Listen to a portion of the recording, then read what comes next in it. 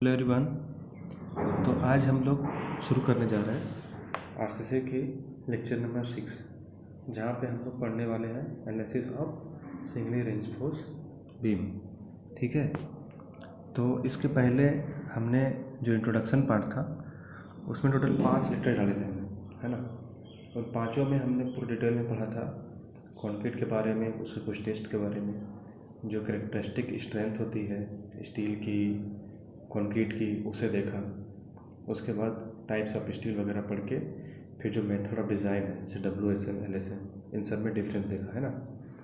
तो टोटल जो इन्फॉर्मेशन होनी चाहिए इंट्रोडक्टरी पॉइंट ऑफ व्यू से चैप्टर नंबर 1 में, वो सारे मैंने प्रीवियस 5 लेक्चर में कवर कर दिए।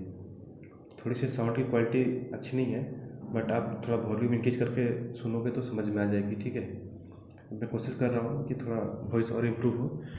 तो चलिए शुरू करते हैं। ये वाला लेक्चर नंबर 6 होगी, जहाँ पे हम लोग पढ़ने वाले हैं एनालिसिस ऑफ स्टेज डायग्राम। हम लोग सिंगली रिइंफोर्स्ड बीम ले रहे हैं, है ना। सिंगली रिइंफोर्स्ड बीम का मतलब क्या हुआ, जो हमारे पास बीम है ना, उसमें स्टील जो डिज़ाइन करने वाले हैं हम लोग सिर्फ और सिर्फ टेंशन जोन में करने वाले हैं। ठीक है, टेंशन जोन क्या होता है, कंप्रेशन जोन क्या होता है, इसको समझ लेते हैं एक बार। सपोज हमारे पास कोई एक बीम है, ठीक है। बीम होती है हॉरिजॉन्टल मेंबर, पता है सबको। अब मान लो इसमें कोई लोड आ रही है, ठीक है। इस तरह से मैं लोड लगा रहा हूँ, इसके ऊपर कुछ भी हो सकता है, स्लैब हो सकता है, स्लैब का लोड आ सकता है ना। तो जब हम लोड लगाएंगे ना, तो बीम इस तरीके से बेंड होना चाहिएगी। ठीक है, मैं एक सिंबॉलिक दिखा रहा हूँ, मतलब इतना ज़्यादा नहीं होता है, ये दिखेगी नहीं आपको। बट मान लो इस तरह से बेंड होती है तो क्या होगी, आप देख रहे हैं ना, जो पहले पोजीशन थी उससे थोड़ी सी नीचे आ गई है, थोड़ी सी शिफ्ट हो गई है। अब शिफ्ट होने से क्या होगा, शिफ्ट होने से जो टॉप है, ठीक है, ये टॉप है, यहाँ पे कंप्रेस होगा, और जो बॉटम है ना, वो इलोंगेट होना चाहेगा। तभी तो आप देखेंगे ना, इस वाले पार्ट में बॉटम में क्रैक्स आने शुरू हो जाते हैं। तो क्या मतलब है, मतलब ये है कि बीम में, जिसे हम हॉरिजॉन्टल मेंबर बोलते हैं, उसमें सेम टाइम पे कंप्रेशन लोड भी लग रहा है और टेंसाइल स्ट्रेस भी डेवलप हो रहे हैं। ठीक है, तो एक पॉइंट तो ऐसा होगा ना जहाँ पे कैंसिल हो रहा होगा, उसी को बोलते हैं न्यूट्रल एक्सिस। थोड़ी सी इसको और अच्छे समझते हैं, जैसे इसका मैं सिर्फ फ्रंट व्यू बनाऊँ, ठीक है। तो समझ लीजिए हमारे पास ये न्यूट्रल एक्सिस है बीम की, ठीक है। ये हमारे पास साइड व्यू है, ठीक है, साइड व्यू। तो यदि मैं इसको दिखाना चाहूँ तो इस वाले पॉइंट को न्यूट्रल एक्सिस बोल दे रहे हैं। न्यूट्रल एक्सिस क्यों बोल रहे हैं, क्योंकि यहाँ पे कंप्रेशन और टेंशन जो है वो सेम होती है। अभी हमने देखा था कि जब लोड लगती है तो ऊपर वाले सेक्शन में कंप्रेशन लोड आती है और नीचे वाले टेंशन में, नीचे वाला पार्ट में टेंशन फोर्स आती है, तभी तो यहाँ पे क्रैक होने लगता है। ठीक है, अभी ये ऐसा क्यों हो रहा है आप समझिए थोड़ा सा, ठीक है। बहुत ही सिंपल चीज़ है, जब आप लोड लगाते हैं ना, तो ये बीम ना शॉर्टर हो जाती है इस तरीके से। अब देखिए इसको, जो सेंटर है ना, सेंटर के अबाउट ये शॉर्टर होना चाहती है, और ये बीम इस तरीके से बेंड होगी, इस तरीके से। अब देख रहे हैं, आप रियलाइज़ करेंगे कि ये वाली पार्ट ना थोड़ा शॉर्टर हो रही है कि नहीं, दोनों तरफ से कॉम्प्रेस हो रही है। तो यहाँ पे जो लोड आने वाली, कैसी लोड आने वाली है, कंप्रेसिव लोड आने वाली है। लेकिन सेम टाइम आप नीचे वाले पोर्शन में देखोगे तो लग रहा है कि बीम थोड़ी सी बढ़ रही है ना, थोड़ी एक्सपेंड कर रही है ड्यू टू टेंसाइल फोर्स, और यहाँ पे इसी कारण से क्रैक्स कॉज होते हैं। इसको हम लोग फ्लेक्सर क्रैक भी बोलते हैं, है ना। आई थिंक आपको समझ में आ गया होगा कि बीम में टेंशन और कंप्रेशन कैसे आ रहा है। तो इन जनरल आपको याद रखनी है, जो भी न्यूट्रल एक्सिस होती है, मान लो ये न्यूट्रल एक्सिस है आफ्टर बेंडिंग, तो इसके ऊपर वाले पार्ट को बोलते हैं कंप्रेसिव जोन, उसके जस्ट नीचे वाले पार्ट को बोलते हैं टेंसाइल जोन। मतलब कोई भी इस पूरे वाले पार्ट को क्या बोलेंगे, नीचे का जितना पार्ट है वो सबके सब टेंशन में ही रहेंगे, ठीक है। और न्यूट्रल से ऊपर वाला पार्ट जितना है वो सबके सब किस में रहेंगे, कंप्रेशन में रहेंगे। ठीक है, आई होप वो समझ में आ गया होगा कि जो भी हमारे बीम्स होते हैं उसके न्यूट्रल एक्सिस के ऊपर कंप्रेशन, उसके नीचे टेंशन, और जो न्यूट्रल एक्सिस होती है वहाँ पे एग्जैक्टली क्या होगी, सेम हो जाएगी कंप्रेशन और टेंशन। ठीक है, यदि मैं कंप्रेशन को प्लस बोल रहा हूँ, टेंशन को माइनस बोल रहा हूँ, ठीक है, टेंशन को यदि मैं माइनस बोल रहा हूँ, आपको पता है न्यूट्रल एक्सिस में क्या होती है, दोनों इक्वल हो जाती है। मतलब क्या हो जाएगी, प्लस माइनस जुड़ करके जीरो हो जाएगी। इसका मतलब ये हुआ कि न्यूट्रल एक्सिस पे कोई भी स्ट्रेस डेवलप नहीं होती है, जीरो स्ट्रेस होती है वहाँ पे, इसलिए तो न्यूट्रल बोलते हैं उसको। ठीक है, अब उसी बीम का, अब मान लो यही बीम है और इसका कोई सेक्शन कट कर लो, उसको मैं एक्स एक्स बोल दे रहा हूँ। ठीक है, और जब आप इधर से देखोगे ना, इस साइड से, तो आपको क्या दिखाई देगा, इस सेक्शन को देखोगे तो आपको कुछ ऐसा दिखाई देगा जो पीछे बना हुआ है ना। ये देखो, ये कुछ इस तरीके से दिखेगा आपको, इसी को बोलते हैं क्रॉस सेक्शन। ठीक है, तो जब आप किसी इंड से देखोगे तो आपको कुछ इस तरीके का दिखाई देगा बीम। ठीक है, इसे क्या बोलते हैं हम लोग, क्रॉस सेक्शन बोलते हैं, क्रॉस सेक्शन ऑफ बीम। ठीक है, चलिए ये तो समझ में आ गया। अब समझना है कि सिंगली रिइंफोर्स्ड बीम क्या होती है और डबली रिइंफोर्स्ड बीम क्या होती है, उसके बाद ही एनालिसिस शुरू करेंगे। सिंगली का मतलब क्या हुआ, ये हमारे पास है न्यूट्रल एक्सिस, अभी देखा था हमने। न्यूट्रल एक्सिस का मतलब क्या होता है, जहाँ पे टेंशन और कंप्रेशन क्या हो जाए, इक्वल हो जाए। न्यूट्रल एक्सिस के ऊपर कंप्रेशन, न्यूट्रल एक्सिस के नीचे टेंशन। सही है, तो हमको पता है कि टेंशन में हमारा कंक्रीट क्या होता है, बहुत ही पुअर होता है। टेंशन में हमारा कंक्रीट पुअर होता है। और अजम्पशन जो हमने पढ़ा है लिमिट स्टेट मेथड का, तो उसमें क्लियरली दिया हुआ था कि हम लोग कंक्रीट को सिर्फ कंप्रेशन के लिए डिजाइन करेंगे और ये मान के चलेंगे कि उसमें टेंशन क्या है, नेग्लिजिबल है। कंक्रीट टेंशन ले ही नहीं रहा है, ये आपको मान के चलना है। तब तो नीचे न्यूट्रल से नीचे वाला पार्ट पे टेंशन आ गया है, तो कंक्रीट नहीं ले पाएगा, तो फिर तो फेल हो जाएगी ना। तो इसीलिए हम लोग क्या करते हैं, उसके अंदर स्टील रिइंफोर्समेंट लगाते हैं। अभी स्टील क्या करेगी, जो भी टेंशन डेवलप होगी वो सारे के सारे टेंशन किस चल जाएगी, स्टील में ट्रांसफर हो जाएगी। ठीक है, कंक्रीट में कंप्रेशन बेस्ड है, इसे न्यूट्रल से ऊपर सिर्फ कंक्रीट है, तो ये बहुत अच्छी बात है, कंक्रीट कंप्रेशन के लिए अच्छा है। लेकिन जहाँ टेंशन आ गया तो वहाँ पे हम लोग क्या करते हैं, स्टील डाल देते हैं, जिससे जो भी टेंशन होंगे बीम में वो स्टील ले लेगी। चलिए ये भी समझ में आ गया। अब क्या, अब ये है कि सर नीचे में सिर्फ टेंशन है तो स्टील दे दिए, ऊपर में नहीं दिए। यदि हम ऊपर में नहीं देंगे, नेकलेस तो कभी देखे ही नहीं है कि सिर्फ नीचे स्टील हो। आप जब भी देखे होंगे बीम बनते हुए, आपने देखा होगा कि यहाँ पे कॉर्नर में भी स्टील रहते हैं और इस तरीके से स्टील रिइंफोर्समेंट, जिसको शियर रिइंफोर्समेंट बोलते हैं, उससे बांधा जाता है ना। इस तरीके से मैं आपको दिखा रहा हूँ। यहाँ पे एक स्टील दिया, ठीक है, और इन स्टील को जो है एक शियर रिइंफोर्समेंट होती है, इस तरीके से उसको हम लोग क्या करते हैं, बांध देते हैं ऐसे करके। अब क्या हो गई, पूरे के पूरे फिक्स हो गई। ठीक है, हमारा सेक्शन जो है ये पूरा है, ये बड़ा आउटर वाला पार्ट है, लेकिन अंदर में क्या हो रही, एक रिंग से सारे रिइंफोर्समेंट को, मतलब जो सरिया है उसको बांध देते हैं अच्छे से, ताकि वो पोजीशन में रहे। अब क्वेश्चन उठता है कि इसमें तो ऊपर में दिया हुआ है, यहाँ पे भी स्टील है, यहाँ भी स्टील है, लेकिन आपने तो कहा कि सिंगल रिइंफोर्स है, सिर्फ नीचे में स्टील देंगे, तो फिर ऊपर में क्यों दिया, ऊपर में तो कंप्रेशन आ रहा है। देखिए, चाहे वो सिंगली रिइंफोर्स हो या डबली रिइंफोर्स हो, ठीक है, यदि हम सिर्फ सिंगली की बात करें, अभी डबली को छोड़ देते हैं साइड में, यदि सिंगली रिइंफोर्स की बात करें तो हम डिज़ाइन जो कर रहे हैं स्टील का, वो सिर्फ और सिर्फ नीचे वाले पार्ट को कंसिडर करके कर रहे हैं। मतलब नीचे में टेंशन कितनी आ रही है उसको देखते हुए डिज़ाइन हो रही है। लेकिन जो ऊपर में दो बार दिख रही है आपको, यदि मैं इसको अलग कलर से लूँ, यहाँ पे और यहाँ पे, इसको बोलते हैं हैंगर बार, है ना, हैंगर बार्स। किसके केस में, सिंगली रिइंफोर्स केस में। इसका काम क्या है, इसका काम है बस एक हैंगर की तरह काम कर रही है। ये जो दिख रहा है आपको रिंग, ये रिंग को सपोर्ट कर रहा है ये, और ये जो नीचे में जो सिंगली रिइंफोर्स बार है, इसको क्या कर रहा है, पोजीशन में रख रहा है। यदि हम रिंग नहीं देंगे तो ये तीनों जो बार है नीचे में रखा हुआ है, क्या आपस में एक स्पेस बना के रह पाएंगे, क्या नहीं रह पाएंगे, इसको फिक्स करना पड़ेगा पोजीशन में। इसीलिए हम लोग हैंगर बार का यूज करते हैं, ताकि रिंग के थ्रू इस सारे बार को पोजीशन में रखा जा सके। ठीक है, तभी तो इवनली लोड डिस्ट्रीब्यूट होंगे। आई बात समझ में। तो ये हैंगर बार होती है, जिसका डाया जो है कम ही रहता है। मान लो इसकी डाया जो है 12 mm है, तो आप हैंगर बार की 10 mm डाया भी ले सकते हो। हैंगर बार डिज़ाइन नहीं होता है, ठीक है, बस सपोर्ट करने के लिए हम लोग यूज करते हैं।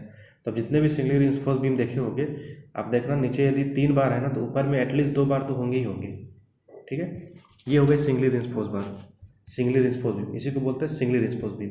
क्योंकि हम लोग हैंगर बार को डिज़ाइन में कंसिडर नहीं करते हैं, इसे जब भी डिज़ाइन होगा ना तो सिर्फ नीचे बार दिखाया जाता है, ऊपर वाले जो हैंगर बार थे उसको शो नहीं किया जाता है। ठीक है, लेकिन एक्चुअली में क्या है, ऊपर में भी 2 बार लगते हैं।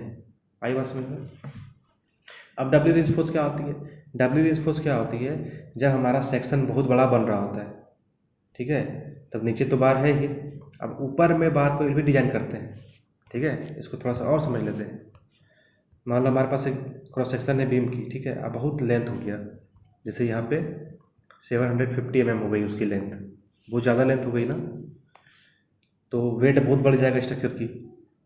या फिर मान के चलो कि रिवर्सल ऑफ लोड आ रहा है, मतलब अर्थ कोई रीजन है, रिवर्सल ऑफ लोड आ रहा है, कभी टेंशन कभी कंप्रेशन, ऐसा चेंज हो रहा है ड्यू टू वाइब्रेशन, तो वहाँ पे भी हम लोग डबली रिइंफोर्स कंक्रीट यूज करते हैं या डबली रिइंफोर्स बीम यूज करते हैं। अब इतना बड़ा सेक्शन हो गया, हम चाहते हैं कि सेक्शन को हम छोटा कर दें, इतना सा सेक्शन में ही बना दें, तो उस केस में आप देख रहे हैं इतना सा पार्ट जो है वो हट गया, ठीक है। इसका पार्ट हटा है, कंक्रीट का हटा है। जब कंक्रीट के पार्ट को हटा रहे हैं ना, तो उतने ही पार्ट की जितना स्ट्रेंथ ये दे रही है, उतना ही स्ट्रेंथ के ऊपर में हम लोग स्टील लगा देते हैं, ठीक है। अब क्या होगा, जो ये पार्ट ले रहा था कंप्रेशन, अब जो स्टील लगा रहे हैं ना, ये कंप्रेशन फोर्स लेना शुरू कर दिया। तो आपने क्या किया, ऊपर में भी बार डालना शुरू किया और कंप्रेशन के लिए डिजाइन किया ऊपर में, क्योंकि ऊपर में तो कंप्रेशन आ रही है। मान लो न्यूट्रल एक्सिस है तो उसके ऊपर तो कंप्रेशन है, तो कंप्रेशन के लिए हम स्टील डाल रहे हैं, इसलिए उसको बोलते हैं कंप्रेसिव रिइंफोर्समेंट। वो क्या किया, वो हमारा जो एक्स्ट्रा कंक्रीट था उसको कम कर दिया, ताकि हमारा स्ट्रक्चर का वेट क्या हो जाए, कम हो जाए, डिफ्लेक्शन हो जाए, कम होगी, इसमें टॉर्सन वगैरह भी नहीं आएंगी। फिर यदि टॉर्सन आएगी ना, तो भी हमको डबल रिइंफोर्स देना पड़ता है। टॉर्सन का मतलब है ट्विस्टिंग हो जाना। अब नीचे सिंगली रिइंफोर्स तो है ही, इसमें भी थी, लेकिन फर्स्ट केस में सिंगली रिइंफोर्स थी, तो ऊपर में सिर्फ कंक्रीट थी। लेकिन क्या किया हमने, सेक्शन को रीडिजाइन किया और सेक्शन को छोटा कर दिया। इसके लिए क्या करना पड़ा हमें, ऊपर में भी स्टील को डिजाइन करना पड़ा। सिंगली रिइंफोर्स में ऊपर के स्टील को डिजाइन तो कर नहीं रहे थे, सिर्फ कंक्रीट ही सफिशिएंट था, सेक्शन छोटा बन रहा था, सिर्फ हैंगर बार यूज करके हम लोग फिक्स कर रहे थे टेंसाइल रिइंफोर्समेंट को। लेकिन डबल रिइंफोर्स में ऊपर वाले बार के लिए भी डिजाइन करना पड़ता है, ठीक है। आई थिंक हम लोग इसको आगे पढ़ते हैं, डबल रिइंफोर्स वाला पार्ट को। अभी फिलहाल हम लोग फोकस करेंगे सिंगली रिइंफोर्स बीम को। ये कैसी बीम है, इसको बोलते हैं सिंगली रिइंफोर्स बीम। मतलब यहाँ पर जो डिज़ाइन होगी सिर्फ और सिर्फ टेंशन जोन वाले स्टील की डिज़ाइन होगी, ठीक है। आई थिंक आपको समझ में आ गया होगा कि सिंगली रिइंफोर्स बीम क्या होती है और डबली रिइंफोर्स बीम क्या होती है। तो हमारा पहला जो कंसर्न है वो है singly reinforce stress diagram analysis, और इसके आने वाले जो भी क्वेश्चंस बन सकते हैं, जैसे मोमेंट ऑफ रेजिस्टेंस निकालना होगा, या फिर स्टील रिइंफोर्समेंट कितनी लगेगी, इसकी डाया क्या होगी, डिज़ाइन वाले पार्ट को भी देख लेंगे। जब ये खत्म हो जाएगी फिर हम लोग डबली रिइंफोर्समेंट में जाएंगे, ठीक है। चलिए, हमारे पास से कंसिडर किया हुआ है बीम है, जैसे क्रॉस सेक्शन आपको दिख रही है, ये हमारी न्यूट्रल एक्सिस है, ठीक है। विड्थ है बी, डेप्थ है स्मॉल डी, ठीक है। आप यहाँ पे समझना होगा एक बात को, जो हम स्मॉल डी ले रहे हैं ना, वो स्टील के बीचों बीच ले रहे हैं, ठीक है। यहाँ पे मान लो स्टील है, तो स्टील के सेंटर से ले रहे हैं, जो स्टील के सेंटर से टॉप फाइबर ऑफ कंप्रेशन जो है, ये कंप्रेशन का टॉप फाइबर है, और टेंशन कहाँ आ रहा है, स्टील में, तो टेंशन स्टील में, टेंशन स्टील के सेंटर से जो डिस्टेंस होती है उसको बोलते हैं डी, और इसी को बोलते हैं हम लोग effective depth. Effective depth, effective depth भी बोल रहे हैं क्योंकि डिज़ाइन में हम लोग इसी डेप्थ का यूज कर रहे हैं हर जगह, इफेक्टिव डेप्थ बोलते हैं। इतने इसके अंदर वाला पार्ट ही जो है, स्ट्रेस स्ट्रेन वगैरह जो भी आएंगे, अंदर वाला पार्ट ही पार्टिसिपेट करेगा, मतलब इसके अंदर वाला कंक्रीट ही। अब बाकी रेस्ट कंक्रीट जो हो गया, जैसे आप नीचे वाला पार्ट को देखो, इसके जस्ट नीचे वाला हाफ से लेके नीचे, ये कोई स्ट्रेस स्ट्रेन कुछ भी नहीं ले रहा है, ये हमारा स्ट्रेंथ में कंट्रीब्यूट नहीं कर रहा है। तो फिर एक्स्ट्रा कंक्रीट दे क्यों रहे हैं उसके नीचे, इसको दे रहे हैं ताकि हमारा स्टील में एक कवर प्रोवाइड कर दे, ठीक है। कवर इसलिए ज़रूरी है ताकि स्टील में जंग ना लगे, रस्टिंग ना हो, इससे क्या होगी, हमारे स्ट्रक्चर की ड्यूरेबिलिटी बढ़ जाएगी। आई बात समझ में। अब आप यहाँ पे समझिए, कवर के भी दो नाम होते हैं, जैसे यदि सेंटर है इसका, है ना, यदि सेंटर ऑफ, थोड़ा साइज छोटा कर देते हैं, ठीक है।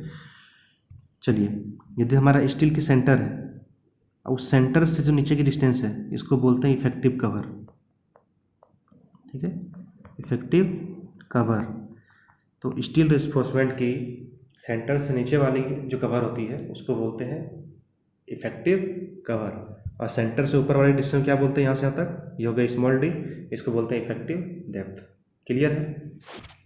और यदि मैं स्टील के जस्ट नीचे वाले पार्ट को लूँ, सिर्फ इस वाले पार्ट को, सेंटर से नहीं ले रहा हूँ इस बार, ठीक है, सेंटर से क्या बोल रहे थे, इसको बोलते हैं डी डैश, जिसको बोलते हैं इफेक्टिव कवर, है ना। सेंटर से जो लेंगे इसको बोलेंगे इफेक्टिव कवर। और जो ये पार्ट होगा इसको बोलते हैं क्लियर कवर, क्लियर कवर, ठीक है। तो दो टाइप के कवर हो गए, समझ में आ गई। एक हो जाएगी सेंटर से नीचे के फाइबर तक का, जिसको बोलते हैं इफेक्टिव कवर, डी डैश से डिनोट कर देते हैं उसको। और सिर्फ बॉटम से ले, सिर्फ बॉटम से ले, बॉटम से नीचे तक का, इसको बोलते हैं क्या, क्लियर कवर, सीसी से डिनोट कर देते हैं इसको, ठीक है। तो कवर के बारे में समझ गया। अभी मुझे नहीं पता है कि कहाँ है इसका neutral axis. Let's suppose neutral axis यहाँ पे है, ठीक है, जहाँ पे क्या होगी, कंप्रेशन और टेंशन क्या होने वाली है, सेम होने वाली है, ठीक है। सेक्शन मान लिया कि बी है, ये डी है, और हमें इसकी एनालिसिस करनी है, मतलब स्ट्रेस और स्ट्रेन किस तरह से वेरी हो रही है वो हमें समझना होगा। सबसे पहला है हमारा स्ट्रेन डायग्राम। हमको पता है एलएसएम जो डिज़ाइन होती है वो स्ट्रेन कंपेटिबिलिटी इक्वेशन से ही होती है, ठीक है। तो स्ट्रेन डायग्राम से ही हम लोग डील करते हैं। तो ये हमारा पहला डायग्राम है जिसको बोल रहे हैं स्ट्रेन डायग्राम। स्ट्रेन क्या होता है, change in length upon original length, यही होता है स्ट्रेन। यहाँ पे जो स्ट्रेन की बात करने वाले हैं हम, क्योंकि पता है कि न्यूट्रल एक्सिस में कोई भी स्ट्रेन या स्ट्रेस नहीं आती है, तो स्ट्रेन यहाँ पे क्या है, जीरो है, ठीक है। इसके ऊपर जा रहे हैं तो स्ट्रेन बढ़ रही है लीनियरली, ठीक है, नीचे भी देख रहे हैं बढ़ रही है, लेकिन हमने डायरेक्शन देखो अलग लिया है।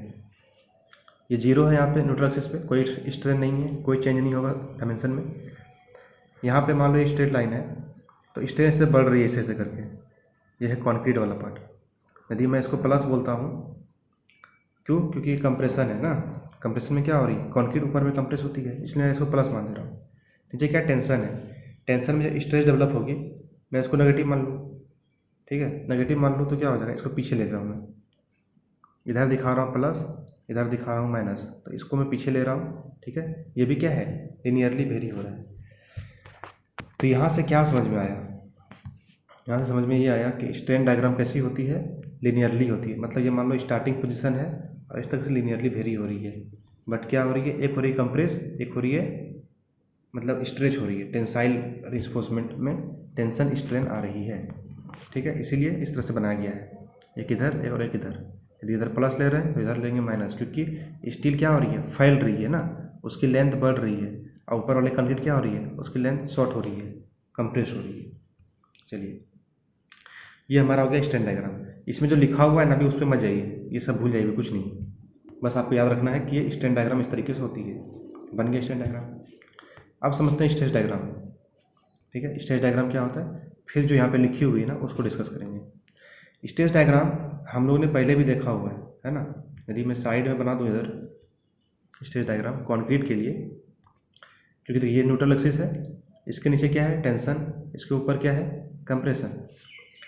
तो आप यहाँ से देख पा रहे होंगे टेंशन सिर्फ किस में है, स्टील में, तो जहाँ पे स्टील है यहाँ पे टेंशन है, और कंप्रेशन क्या होगा, कंप्रेशन इस पूरे वाले पार्ट में आएंगे। लेकिन पूरे वाले पार्ट में ना हम सारा को नहीं लेते हैं, कुछ पॉइंट को ही लेते हैं, ठीक है। यदि डब्ल्यू एस रहता ना तो ऊपर के सारे सेक्शन को लेना पड़ता, लेकिन यहाँ पे क्योंकि अल्टीमेट लोड मेथड है, लिमिटेड स्टील मेथड, तो यहाँ पे ऊपर वाले पार्ट को सारे नहीं लेते। अभी जो ग्राफ दिख रहा है ये कैसे बना है, इसको देख लेते हैं। जैसे हमारे पास इधर है स्ट्रेन, इधर है स्ट्रेस, ठीक है। हमने देखा था कि कंक्रीट का जो स्ट्रेस स्ट्रेन वेरिएशन है वो पहले जाता था पैराबोलिक, ऐसे करके टूट जाता था, फिर ब्रेक हो जाता था, है ना। लेकिन हमको IS कोड क्या बोली कि आप जाइए पहले पैराबोलिक, आप फिर स्ट्रेट हो जाइए, है ना, ये बोला हुआ था, इंट्रोडक्शन पार्ट में देखे थे। और जहाँ से स्ट्रेट करना है उसकी स्ट्रेन की वैल्यू क्या होगी, 0.002 होगी। मैक्सिमम कहाँ तक लेके जाना है, मैक्सिमम जाना है हमको यहाँ पे 0.0035 तक जाना है। ये होता है हमारा stress diagram, stress strain diagram for concrete. अब इसी चीज़ को जो है, इसी डायग्राम को यदि उठा करके मैं ऐसे रख दूँ तो कोई दिक्कत है क्या, कोई दिक्कत नहीं है, बस इसको थोड़ा सा घुमा के रख दिया है, ठीक है। क्योंकि न्यूट्रल एक्सिस के ऊपर कंप्रेशन है तो ये जो ग्राफ है ये कंप्रेसिव ग्राफ है ना कंक्रीट के लिए, तो ऊपर में इसको उल्टा के रख दिया है इसी चीज़ को। अब आप देखो इससे मैच करना, यहाँ पे देखो ये क्या है, ये वाली पार्ट है, इस पर स्ट्रेन कितना है 0.002 है ना, सही है 0.002 इसमें स्ट्रेन है। तो यहाँ पे स्ट्रेन डायग्राम में यहाँ पे लिखा हुआ है 0.002। अभी मैं दिखाता हूँ मैक्सिमम कितनी है 0.035, तो यहाँ पे मैक्सिमम कितना स्ट्रेन लेंगे 0.035, इधर इस साइड में लिखा हुआ है। ठीक है, अब देख ही लो एक बार, ये देखो ये है आपका जहाँ तक पाराबोलिक है, स्ट्रेन कितना है 0.002, ये स्ट्रेन डायग्राम है ना, तो स्ट्रेन इसमें दिखा रहे हैं, ये स्ट्रेस डायग्राम है। अब मैक्सिमम कहाँ तक जाएगी 0.0035, ये मैक्सिमम स्ट्रेन हो गई। ठीक है, यहाँ तक क्लियर है। अब ये क्वेश्चन उठता है कि सर यहाँ पे जो डिस्टेंस है ये आपने कैसे निकाला 4/3 XU। देखिए जो न्यूट्रल एक्सिस है इसके टॉप से जो डिस्टेंस होती है ना इसको XU डिनोट कर रहे हैं, XU से। ठीक है, ये पूरी डिस्टेंस कितनी थी, ये पूरी डिस्टेंस थी स्मॉल डी, क्योंकि हमको पता है स्टील के सेंटर से लेकर के ऊपर की डिस्टेंस जो होती है वो स्मॉल डी होता है, इसको इफेक्टिव डेप्थ बोलते हैं। अब मान लीजिए ऊपर की पार्ट XU है तो नीचे रेस्ट की पार्ट क्या हो जाएगी, ये हो जाएगी D माइनस XU। सही है, और ये देखिए आप स्टील का सेंटर से ले रहे हैं, स्टील के सेंटर से स्ट्रेस कितना डेवलप हो रही है, स्ट्रेस डेवलप हो रही है 0.87 FY, ये है स्ट्रेस। और कंप्रेशन फोर्स टॉप पे क्या होगी, ज़्यादा होगी, सबसे ज़्यादा कंप्रेशन फोर्स ऊपर में होगी, धीरे धीरे आएंगे नीचे तो कम होते हैं यहाँ पर जीरो हो जाएगी। और टेंशन फोर्स क्या हो रही है, टेंशन फोर्स सिर्फ यहाँ पे हो रही है स्टील में, बाकी टेंशन फोर्स इस वाले पार्ट में ले ही नहीं रहे, क्योंकि कंक्रीट में टेंसाइल फोर्स क्या होती है, जीरो होती है। तो टेंशन फोर्स हम क्या ले रहे हैं, सिर्फ ले रहे हैं स्टील पे। तो आप इस ग्राफ को देखेंगे ना तो आपको समझ में आएगा कि मैंने टेंशन सिर्फ यहाँ पे दिखाया है इस वाले पार्ट में, और बाकी चीज़ में कहीं कुछ नहीं दिखाया है। लेकिन जब कंप्रेशन फोर्स दिखा रहे थे तो जो वेरिएशन था हमारा वो इस तरीके से इस पूरे को दिखाया है। आई थिंक ये डायग्राम आपको समझ में आ गया होगा। अब जो डिस्टेंस है 3/7 और ये 4/7, ये कैसे निकाला, मैंने इस डायग्राम से निकाला। ठीक है, देखो मैं निकाल के दिखा रहा हूँ आपको, मैं इस वाले ऊपर वाले डायग्राम को थोड़ा साइड में बना रहा हूँ। ठीक है, ये देखिए मैं इसको इस तरह से बना सकता हूँ क्या, यहाँ पे कितनी है, ये है इधर वाली 0.0035 और एक पॉइंट पे क्या है 0.002 है। थोड़ा अच्छे से लिख देते हैं 0.002। ठीक है, अच्छा ये पूरा डिस्टेंस कितना है, ये पूरी डिस्टेंस है, इसको बोल दे रहा था XU, यही तो है। अब मान लो ये डिस्टेंस है, कुछ भी मान लो P है डिस्टेंस। ठीक है, तो यदि मैं P निकाल लूँ, ये जो डिस्टेंस है P मिल जाएगी, तो ये रेस्ट डिस्टेंस भी मिल जाएगी, है ना। तो क्या करेंगे, इसमें ट्रायंगल का रूल लगाते हैं, ट्रायंगल का रूल।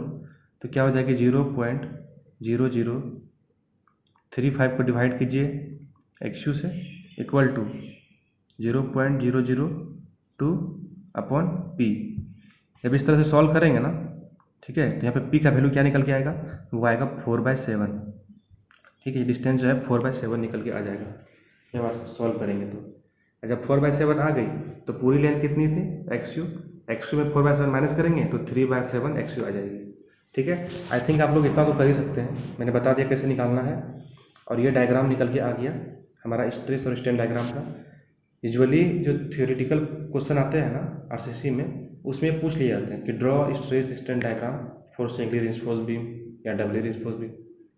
जनरली देखा गया है कि सिंगली रिइंफोर्स्ड बीम का ही पूछा जाता है। ठीक है, तो 3/7 कैसे आया, 4/7 कैसे आया, ये पता चल गया। ये स्ट्रेन कैसे लिया मैंने, ये भी पता चल गया। अब ये जो स्ट्रेस है ये कहाँ से आया, ये बता देते हैं। एक्चुअली ये मैंने पहले बता भी चुका है, ठीक है, प्रीवियस लेक्चर में, जहाँ पे हम लोग बना रहे थे स्ट्रेस डायग्राम, तो वहाँ पे बताया था कि ये है स्ट्रेस और ये है स्ट्रेन। यदि कंक्रीट की बात करें तो डायग्राम इस तरह से बन रही थी, और यहाँ से तक पारा बोला था, और इसी को बोल रहे थे हम लोग FY, यील्ड स्ट्रेस। ठीक है, आप देखो यहाँ पे पारा बोली, यहाँ से फिर स्ट्रेट लाइन है। हमने बोला था ये जो डायग्राम बन रही है इसकी जो इस लेवल पे यहाँ पे टच कर रही है तो स्ट्रेस क्या है, FY है। लेकिन हम FY जो कैरेक्टरिस्टिक स्ट्रेस होती है, सॉरी ये कंक्रीट की है ना, तो कंक्रीट के लिए क्या हो जाएगी, ये हो जाएगी FCK। ठीक है, कंक्रीट के लिए जो डायग्राम बन रहा था, स्ट्रेस डायग्राम, उसमें जो स्ट्रेस मिल रहा था मैक्सिमम, उसको एफसीके बोल रहे हैं। लेकिन हम लोग डिजाइन जो करते हैं ना, इसके लिए नहीं करते हैं, इसमें शेप फैक्टर लगाते हैं। शेप फैक्टर निकालेंगे तो थोड़ी सी कम हो जाएगी, ठीक है, थोड़ा ड्रॉप हो गई, नीचे आ गई। क्या किया मैंने, एफसीके में डिवाइड कर दिया 1.5 से, क्योंकि हमारा कंक्रीट का जो पार्शियल फैक्टर ऑफ सेफ्टी होता है वो 1.5 होता है। जब डिवाइड करेंगे ना तो ये हो जाएगी यहाँ पे 0.67 एफसीके, ठीक है। ये ऊपर वाला रेड क्या है, रेड वाला क्या था, वो है एफसीके। इसको मैं दिखा दे रहा हूँ, ये वाली क्या है, ये है एफसीके। उसके जस्ट नीचे वाली जब आपने शेप फैक्टर को ले लिया है, एक सेकेंड, कट गई ना, अच्छा कोई बात नहीं, इसको फिर से समझ लेते हैं क्विक में। यह है स्ट्रेस, यह है स्ट्रेन, यह पाराबोल, फिर है स्ट्रेस। मैं 3 ग्राफ प्लॉट कर दे रहा हूँ इसमें, एक ये वाली ब्लैक और एक ये ले लेते हैं हम लोग ब्लू, ठीक है। और हम डिज़ाइन जो कर रहे हैं ब्लू के लिए कर रहे हैं। यहाँ पे जो स्ट्रेस मिलेगी ना, ये मिलेगी 0.45 एफसीके, ठीक है। ये कैसे आया, मैंने क्या किया, पहले जो रेड वाली थी इसकी स्ट्रेस कितनी है, वो है एफसीके, इसमें डिवाइड किया मैंने 1.5 से, ठीक है। एफसीके को जब डिवाइड करेंगे 1.5 से, 1.5 क्या होती है, पार्शियल फैक्टर ऑफ सेफ्टी होती है, हम डिवाइड करते हैं 1.5 से। क्यों करते हैं, शेप फैक्टर के कारण, क्योंकि हम जो क्यूब बनाते हैं ना उसकी स्ट्रेस ज़्यादा होती है। सेक्शन जैसे बड़ा करेंगे ना उसकी स्ट्रेस कम होती आती है। मैंने पिछले क्लास में बताया था, बड़ा क्यूब लेंगे तो स्ट्रेस में कम आएगी, छोटे क्यूब भी ज़्यादा कंफाइन होता है उसमें स्ट्रेस, तो ज़्यादा उसमें स्ट्रेस निकल के आती है। तो यहाँ पे आ जाएगी ब्लैक वाले की 0.67 एफसीके, ठीक है। अब ये 0.67 एफसीके जो आई है, 0.67 जो एफसीके आई है, इसमें फिर हम लोग पार्शियल फैक्टर ऑफ सेफ्टी लेते हैं फिर से 1.5, मतलब फिर से इसमें 1.5 से डिवाइड करेंगे तो ये 0.45 एफसीके आ जाएगी। एक बार हम लोग लेते हैं शेप फैक्टर के कारण, और दूसरे बार हम लोग एडिशनल फैक्टर लगाते हैं, ठीक है, जो हमारा आईएस कोड रिकमेंड करती है। तो आपके पास स्ट्रेस घट करके सिर्फ 45% रह जाएगी। मतलब कंक्रीट स्ट्रेस लग सकती है एफसीके, जिसको बोलते हैं characteristic strength after 28 days of curing. और हम डिजाइन किस पे करेंगे, सिर्फ और सिर्फ 0.45 एफसीके पे करेंगे। ये हमारा मैक्सिमम स्ट्रेस होगा, और ये कहाँ पे होगा, जहाँ पे मैक्सिमम स्ट्रेन होगा। मैक्सिमम स्ट्रेन कितना, 0.0035। तो आप देखिए डायग्राम यही बनाया गया है, जब मैक्सिमम स्ट्रेन है वहाँ पे मैक्सिमम स्ट्रेस कितने लेने वाले हैं, 0.45 एफसीके। ये चीज़ हम स्ट्रेस स्ट्रेन डायग्राम का लेक्चर नंबर 5 में बता चुके हैं। वहाँ पे जाके कंक्रीट का स्ट्रेस और स्ट्रेन डायग्राम देखिएगा, समझ में आ जाएगा। तो स्ट्रेन मैक्सिमम कितनी होगी, इतनी, मैक्सिमम स्ट्रेस डेवलप जो हो रही है इतना हो रही है, ठीक है। तो ये बात थी कंक्रीट की। स्टील में आइए, स्टील के लिए मैक्सिमम जो लेते हैं हम लोग स्ट्रेस, वो 0.87 एफवाई होती है। क्यों होती है, देखिए एफवाई हमारा क्या हो गया, यील्ड स्ट्रेस, इसी को बोलते हैं कैरेक्टरिस्टिक स्ट्रेंथ ऑफ स्टील। और उसमें पार्शियल फैक्टर ऑफ सेफ्टी लेते हैं 1.18 लेते हैं। जब इसको डिवाइड करेंगे ना, ठीक है, तो ये 0.87 एफवाई आ जाएगी, ठीक।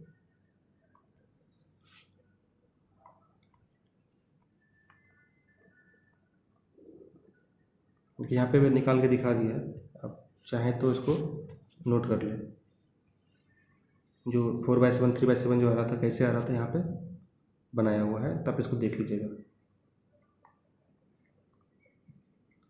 ठीक है।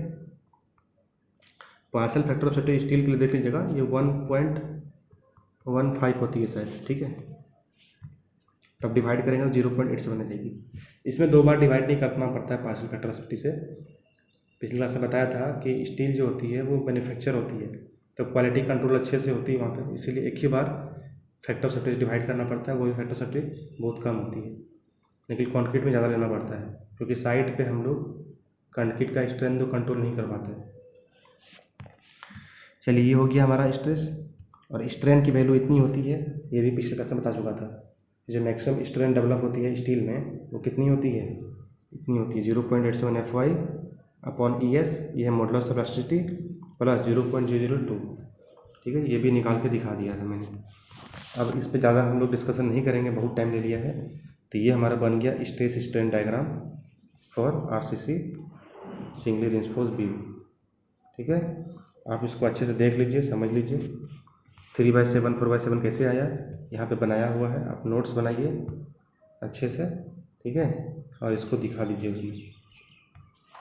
चलिए अब थोड़ा आगे बढ़ते हैं।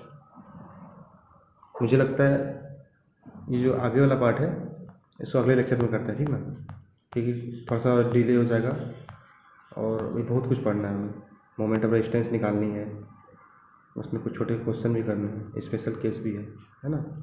तो बहुत कुछ बचा हुआ, एक क्लास में ख़त्म नहीं होगा, लंबी लेक्चर हो जाएगी, इसलिए मैं इधर छोड़ रहा हूँ। अभी मैंने स्ट्रेस स्ट्रेन डायग्राम पढ़ लिया है ना, अब टोटल इसके एनालिसिस जो है वो इजी है, फटाफट हम लोग करते जाएंगे। इसमें हम लोग कंप्रेशन और टेंशन फोर्स निकालेंगे। देखिए न्यूट्रल एक्सिस है ना, आपको मैंने ये बताया था कि न्यूट्रल एक्सिस है, यहाँ पे कंप्रेशन और टेंशन सेम होती है।